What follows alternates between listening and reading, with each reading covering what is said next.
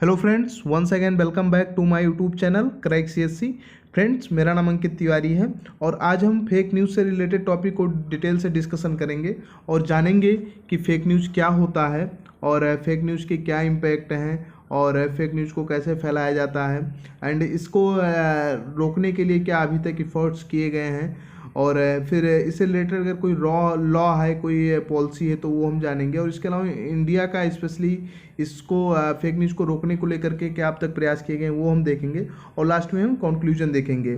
Fake news हमारे UPSC के GS paper 2 में सिक्योरिटी से रिलेटेड है और इसके अलावा ये आपका टॉपिक इससे के टॉपिक से रिलेटेड है। तो हम डिस्कशन स्टार्ट करते हैं। ये मेरे बारे में कुछ इन्फॉर्मेशन है। फ्रेंड्स, फेक न्यूज को जानेंगे और अभी ये रिसेंटली चर्चा में क्यों रहा है ये हम पहले जान लें।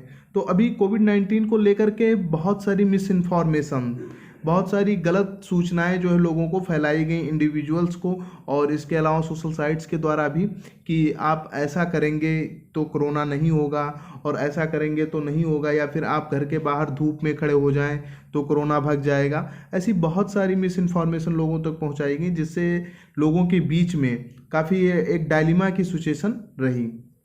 और इससे रिलेटेड अगर हम एक डाटा को जानें तो माइक्रोसॉफ्ट ने एक सर्वे किया था जिसमें 22 कंट्री शामिल थी, इंक्लूड इंडिया। तो उस सर्वे में ये पाया गया कि 64% जो इंडियंस हैं वो फेक न्यूज़ से ही इफेक्टेड है, मतलब उनके पास रियल इन्फॉर्मेशन पहुंच ही नहीं पाती। हमारी एक जो आबादी है और उस आबादी में जो स्मार्टफोन यूजर्स हैं या जो ऐसे सूचनाओं का इस्तेमाल करते हैं उनका एक बहुत बड़ा हिस्सा फेक न्यूज़ से ही इफेक्टेड है। तो ये एक हमारे लिए बहुत बड़ा चैलेंज है। फेक न्यूज़ किसे कहते हैं? फेक न्यूज़ का कोई एक डिफिनीसन नहीं है, लेकिन आप इसको समझ सकते हैं कि अगर कोई न्यूज़ या सूचना जिसमें तथ्यों को जानबूझकर, बहुत लोग जानबूझकर भी कर देते हैं, या फिर जो पहले से है उसी में कुछ फेरबदल करके या उसको कट करके कॉपी करके और फिर आप जो है लोगों को भेज दे रहे हैं, ये हुआ। दूसरा कि सूचना या कोई मैसेज आया आपके पास और उसमें लिखा हुआ है कि आप इसको 4 लोगों को फॉरवर्ड करें, 10 लोगों को फॉरवर्ड करें, तो आपने बिना उसको पढ़े और सीधा तुरंत फॉरवर्ड कर दिया और वो ये आप जाने ही नहीं कि वो सूचना किस से रिलेटेड थी, वो सही था या गलत था। या फिर ऐसा भी कई बार होता है कि किसी कम्युनिटी, जो ये पॉइंट है, कम्युनिटी के बारे में कोई भ्रामक जानकारी है, कोई गलत जानकारी है, उसको लेकर के आप जो है प्रसार कर दिए, तो इससे काफ़ी समस्याएं क्रिएट हो जाती हैं। अगर हम स्पेशली बात करें कि फेक न्यूज़ होता क्या है, तो फेक न्यूज़ इसी का एक अगला रूप है कि अगर फेक न्यूज कोई भी चीज़ें ऐसी थी जो गलत थी और बाद में आपको पता चलता है, जैसा कि इस पॉइंट में लिखा हुआ है कि जब व्यक्ति को या समाज को वास्तविकता का पता चले कि जो इस बारे में उसको सूचना अभी तक मिली या जो मैसेज मिला वो पूर्णतया गलत है, तो उसको हम फेक न्यूज कहते हैं। फेक न्यूज के रिलेटेड और चीज़ें हम देखेंगे कि इसके इम्पैक्ट क्या हैं अपनी सोसाइटी पर, अब इंडिविजुअल्स पर एंड कंट्री पर। तो फेक न्यूज़ के बहुत ज़्यादा इम्पैक्ट हैं इंडिविजुअल्स पर भी।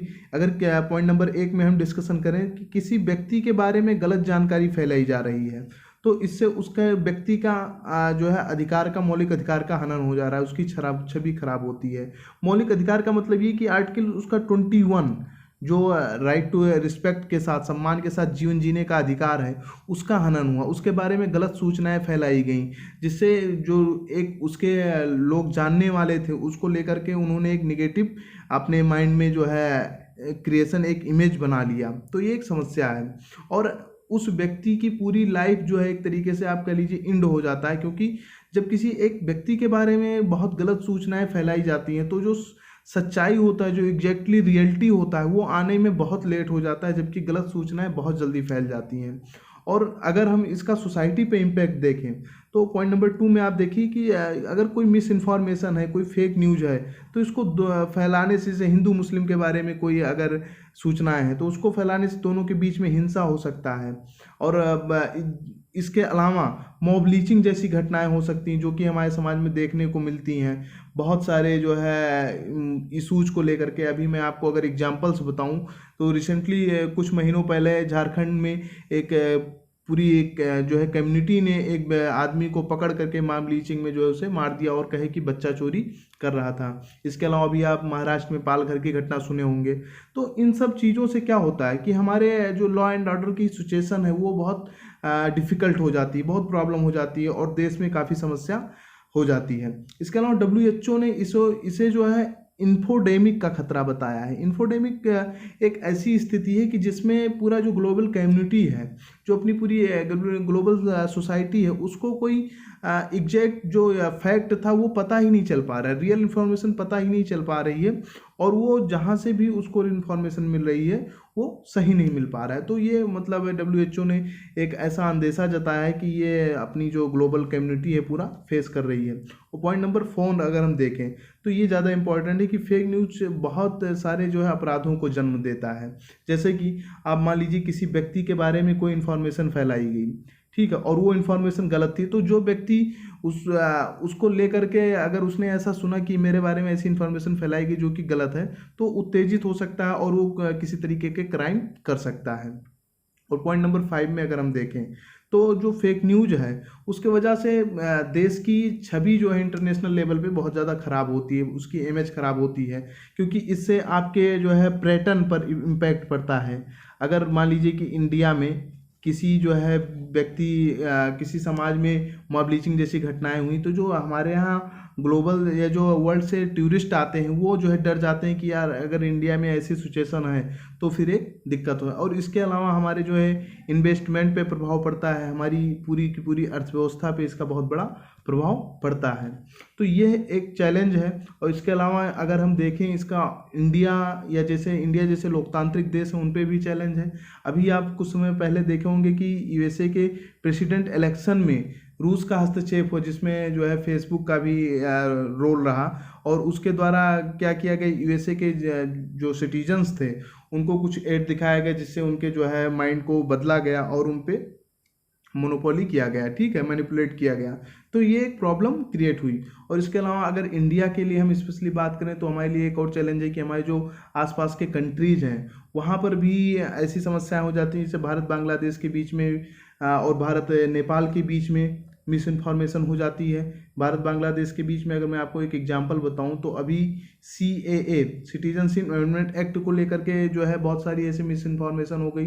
तो हमारे दो देश के बीच में जो बायलैटरल संबंध हैं उनको लेकर भी एक चैलेंज हो जाती है।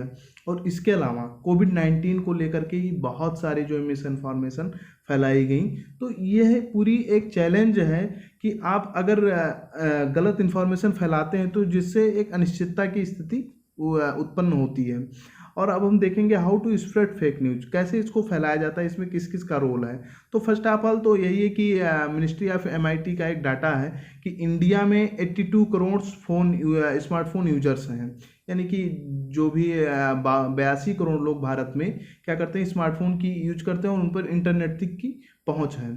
और वो लोग उनमें से बहुत सारे लोग ऐसे हैं जो मिस इन्फॉर्मेशन को फैलाते हैं। वो कोई भी उनके पास मैसेज आया, जैसा कि हमने आगे डिस्कस भी किया है, तो उसको वो फोटो आया तो वीडियो को बिना जो है उसको जाने लोगों को भेज देते हैं। इसके अलावा विभिन्न प्रकार के जो सोशल साइट्स हैं, एग्जांपल फेसबुक, ट्विटर, इंस्टाग्राम, इनके द्वारा भी बहुत सारी जो है मिस इन्फॉर्मेशन फैलाई जाती हैं। लोगों को ये बताया जाता है कि ऐसा सरकार कर रही है, जबकि एग्जैक्ट में सरकार ऐसा कुछ करती ही नहीं है। और इसका बेस्ट एग्जांपल यही है, अभी CA को लेकर के आप देखिए पूरे ऑल इंडिया लेवल पे कितना जो है मतलब प्रॉब्लम क्रिएट हुई, और बहुत सारे लोगों को जब पता ही नहीं था कि CA एग्जैक्टली है क्या।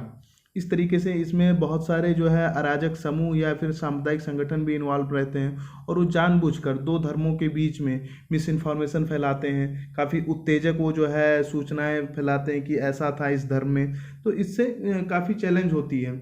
और अगर जो ये फेक न्यूज़ फैलाई जा रही है तो इसमें सबसे बड़ा रीज़न यही है कि हमारे यहाँ इसको रोकने के लिए कोई एक डेडिकेटेड लॉ नहीं है, कोई एक कानून नहीं है, जिससे लोगों के मन में भय ही नहीं रहता है कि अगर मैं कोई सूचना फैला रहा हूँ तो उससे हम पे कोई जो है इम्पैक्ट होगा या कोई हमको दंड मिलेगा। तो ये एक चैलेंज है। और अभी आप देखिए कि प्राइम मिनिस्टर मोदी ने भी इसको लेकर के एक ट्वीट किया था, ये उनके ट्विटर हैंडल से मैंने लिया है। उन्होंने बाकायदा कहा था कि मेरे ध्यान में लाया गया कि कुछ व्यक्ति एक मुहिम चला रहे हैं कि मोदी को 5 मिनट खड़े होकर सम्मानित किया जाए। तो उन्होंने ये कहा कि अगर आप ऐसा कर रहे हैं तो ये गलत है, क्योंकि ये मैंने ऐसा कुछ किसी को नहीं कहा है। और इस तरीके से उन्होंने कहा कि मतलब आप ये मिस इन्फॉर्मेशन किसी दूसरे को ना फैलाएं। और अभी जो कोविड-19 की सिचुएशन है, ऐसे में ज़रूरी है कि आप अपने घर पर रहें, लॉकडाउन की जो है नियमों का पालन करें। ठीक है। और अगर हम देखेंगे कि इनिशिएटिव्स क्या हुए हैं प्रिवेंट जो है फेक न्यूज इसको रोकने के लिए, तो कई राज्यों ने इसको लेकर एक रणनीति बनाई है कि फेक न्यूज को हम कैसे रोकें, और सोशल मीडिया पर जो भ्रामक सूचनाएं फैलाई जा रही हैं उन पर कार्रवाई किया जा रहा है। इसके अलावा अपना निगरानी तंत्र जो है काफ़ी मजबूत किया जा रहा है, ठीक है। और इससे संबंधित कानून निर्माण के भी प्रयास किए जा रहे हैं। और केरल गवर्नमेंट ने इसके लिए स्पेशली पूरा का पूरा एक मैकेनिज्म बनाया है, और उसने जो है इसको अपने यहाँ सिलेबस में भी इंक्लूड करने का फैसला लिया है। गूगल और फेसबुक के द्वारा भी बहुत सारे प्रयास किए जा रहे हैं फेक न्यूज़ को हटाने को लेकर के, जो सोशल साइट्स पर डाले जा रहे हैं उनको हटाया जा रहा है। केंद्र सरकार ने इसको लेकर के एक गाइडलाइंस जारी की है। और एक अभी कोरोना को लेकर के गवर्नमेंट ऑफ इंडिया ने एक पहल भी किया था, my government corona news desk. इसका मतलब कि आप यहाँ पर जा करके कोई भी कोरोना से रिलेटेड जानकारी मिल सकती है आपको। वैसे तो अभी कोरोना से अच्छी जानकारी आपको चाहिए तो आरोग्य सेतु एप्लीकेशन आप डाउनलोड कर सकते हैं। और इसके अलावा पीआईबी ने भी, पब्लिक इन्फॉर्मेशन ब्यूरो के द्वारा फैक्ट चेक नाम का एक इनिशिएटिव्स एक पहल किया गया कि आपके पास कोई अगर इन्फॉर्मेशन आती है और अगर आपको नहीं पता है कि ये सही है गलत, तो आप फेक जो है पीआईबी को टैग करें, पीआईबी से जानकारी ले सकते हैं। और ग्लोबल लेवल पे कई सारे कंट्रीज आपके हमारा श्रीलंका और इसके अलावा यूरोप में भी कई कंट्रीज जो है फेक न्यूज़ को रोकने के लिए काफ़ी प्रयास कर रही हैं। उन्होंने कानून निर्माण को लेकर के प्रयास किया है।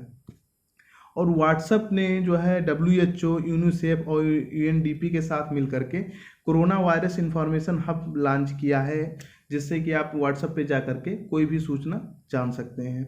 और technical industry and educational organisation एक संस्था है जिसने 14 मिलियन का जो है एक प्रोग्राम स्टार्ट किया है फेक न्यूज़ को ही रोकने के लिए। ये मैंने एक पेज लगाया है, ये मैंने PIB के ऑफिशियल ट्विटर हैंडल से लिया है कि यहाँ पर अगर आपको कोई मिस इन्फॉर्मेशन है तो वहाँ पर आप फैक्ट चेक कर सकते हैं, ठीक है।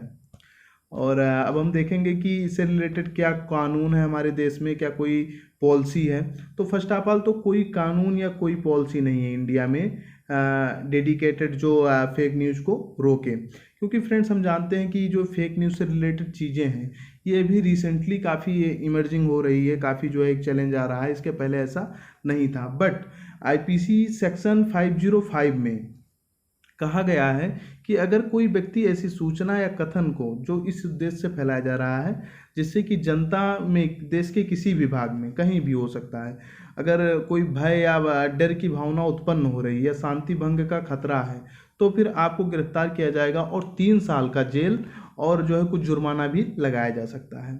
इसके अलावा जो इंफॉर्मेशन टेक्नोलॉजी एक्ट है 2002 में बना था, इसमें भी कहा गया है कि कोई व्यक्ति संचार माध्यम से, जैसे आप मोबाइल फ़ोन से, कंप्यूटर से, लैपटॉप से कोई ऐसी मिस इन्फॉर्मेशन फैला रहे हैं, कोई ऐसा वीडियो बना रहे हैं तो जिससे समाज में उसका निगेटिव इम्पैक्ट पड़ रहा है, तो उस पर भी आपको गिरफ्तार किया जा सकता है और 3 साल की जेल और 1 लाख रुपए जुर्माना लगाया जा सकता है। इसके अलावा डिजास्टर मैनेजमेंट एक्ट जो अपने यहाँ बना था 2005 में, इसमें भी कहा गया है कि यदि कोई आपदा या उसकी गंभीरता के परिणाम को लेकर के अगर आप भ्रामक सूचनाएं या चेतावनी प्रसारित करते हैं कि अभी कोई आपदा आने वाली है और वो ऐसा हो सकता है, तो अगर वो गलत है तो भी आपको गिरफ्तार किया जाएगा और 1 साल तक की जेल अथवा अर्थदंड जो है दोनों लगाया जा सकता है। तो इससे रिलेटेड कुछ हमारे यहाँ कानून और जो है हैं, लेकिन ये है कि कोई डेडिकेटेड कानून नहीं है। अब हम देखेंगे व्हाट शुड बी डन, यानी होना क्या चाहिए, क्या करना चाहिए। तो फर्स्ट ऑफ ऑल तो यही है कि जिम्मेदार नागरिक का कर्तव्य निभाने की ज़रूरत है। एक रिस्पॉन्सिबल सिटीजन की ये ड्यूटी होती है कि आपके पास कोई भी इंफॉर्मेशन आ रही है और अगर आपको नहीं पता है कि ये सही है या गलत, तो फर्स्ट ऑफ ऑल उसे आप चेक कीजिए कि ये गलत है या सही है, फिर आप किसी और को फॉरवर्ड करें। और जो सेकेंड स्टेप है वो ये है कि गवर्नमेंट को इससे रिलेटेड एक डेडिकेटेड लॉ या फिर पॉलिसी का निर्माण करना चाहिए। और थर्ड, जो सुप्रीम कोर्ट ने इससे रिलेटेड गाइडलाइंस दी हैं उन पर भी अमल किया जाए। अभी कोरोना को लेकर के भी सुप्रीम कोर्ट ने गाइडलाइन दिया था। और फिर जो लास्ट पॉइंट है वो वेरी इंपॉर्टेंट है कि अवेयरनेस, जागरूकता लोगों में फैलाई जाए। जब तक आप जागरूकता नहीं फैलाएंगे कि ऐसा करना हमारा जिम्मेदारी है या नहीं है, तो तब तक जो है मिस इन्फॉर्मेशन को नहीं रोका जा सकता। क्योंकि एटलीस्ट कोई भी आपकी कानून या पॉलिसी तभी सफल हो सकती है जब उसमें जनता की भागीदारी हो, जब उसमें जन समुदाय की भागीदारी हो। और अब हम देखेंगे कि एक निष्कर्ष क्या है इसका जो है फेक न्यूज़ का। तो देखिए, वर्तमान समय में फेक न्यूज़ न सिर्फ नागरिक समाज के लिए बल्कि लोकतांत्रिक देशों के लिए भी एक चुनौती है। और वर्तमान 21वीं सदी जो कि सूचना एवं प्रौद्योगिकी का है, ऐसे में ज़रूरत है कि नागरिक सरकार और सिविल सोसाइटी और एनजीओ साथ मिलकर इस समस्या को ख़त्म करें। क्योंकि फ्रेंड्स, आप जानते हैं जो ये 21वीं सेंचुरी है, इसमें हम इंडस्ट्री 4.0 की बात कर रहे हैं, जो पूरा का पूरा मतलब एक डाटा पे ही बेस्ड है। और कहते भी हैं, एक कोटेशन कहा जाता है कि data is the new oil, data is the new oil, यानी कि डाटा एक हमारे लिए बहुत ऑयल का काम कर सकता है, एक बहुत अच्छा जो है हमारे लिए सोर्स बन सकता है। तो ज़रूरी है कि हमें इसमें अपना रोल निभाना चाहिए। फ्रेंड्स, आज की इस डिस्कशन में इतना ही। आपको ये वीडियो कैसा लगा ज़रूर बताइए, और प्लीज़ चैनल को जो है सब्सक्राइब कीजिए, लाइक कीजिए और वीडियो को शेयर कीजिए। थैंक